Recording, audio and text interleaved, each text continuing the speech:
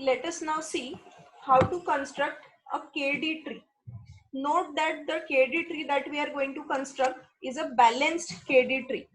In this example, we assume that the value of k is equal to 2. So it is basically a two-dimensional KD tree. Now in this example, we have total 10 points in the 2D space. Every point is represented in terms of its x coordinate and y coordinate because it is a two-dimensional tree. Now first we'll be choosing the x coordinate as the dimension for cutting the plane. In next level we will be choosing the y coordinate and again x coordinate and again y and so on until we reach the leaf node. So for construction of KD tree, first of all we have to compute the median point first time using x coordinate for all the points. So if we consider all these points on the basis of x coordinate, the median point that we have is what? P5. So first we vertically cut the plane into two halves. The left half contains all the points whose x coordinate is less than the x coordinate of P5, and the right half contains all the points whose x coordinate is greater than P5. Let us name the partitioning line as L1. Now note that the left half of L1 will be the left subtree of L1 and right half of L1 will be the right subtree of L1. Next, we continue with the split operation, but this time using y-axis on both these halves separately. So let us now split this left plane on the basis of y coordinate. So the median that we have this time is P2, and hence we split this plane horizontally on P2, and hence we get the cut line or partitioning line L2. Similarly, we split horizontally the right half of L1 and the median is what? P7. So after splitting horizontally, we get the cut line L3, and this is how the two halves of L1 get divided horizontally. So again note that initially we used x coordinate for splitting, then we used y coordinate. Now in the next level we'll be splitting on the basis of x coordinate. Now note that in case of horizontal cut, the upper half is going to become the right subtree and the lower half is going to become the left subtree. So now we continue with the splitting, and next we split the plane vertically.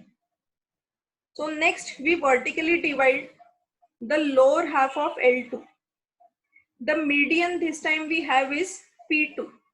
Again note that whenever we have a point on a line lying on a cut line, this point will be considered in the lower half. Similarly, if we have a point on a vertical line, then the point will be considered in the left half. So lower half and left half. Remember this. So this time when we talk about vertically splitting L2, the median is going to be P2.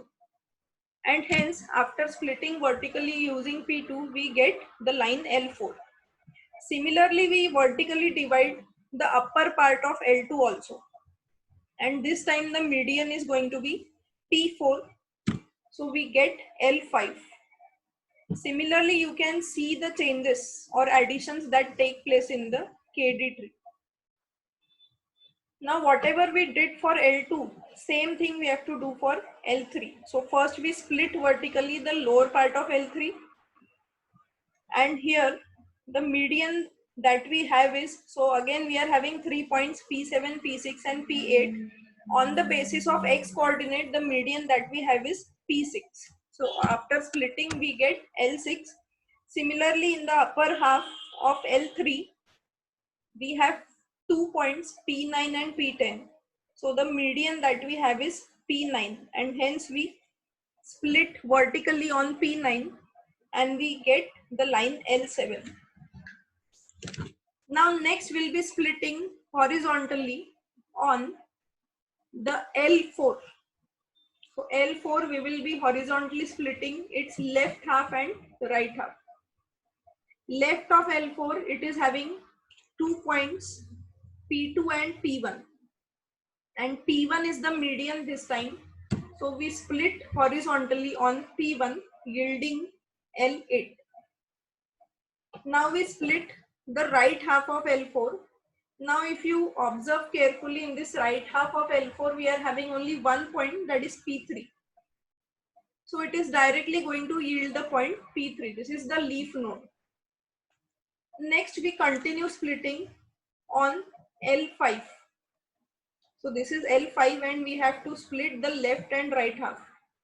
Again the left half of L5 has only one point, that is P4, and right half has only one point, that is P5. So as you can see here, we directly get P4 and P5.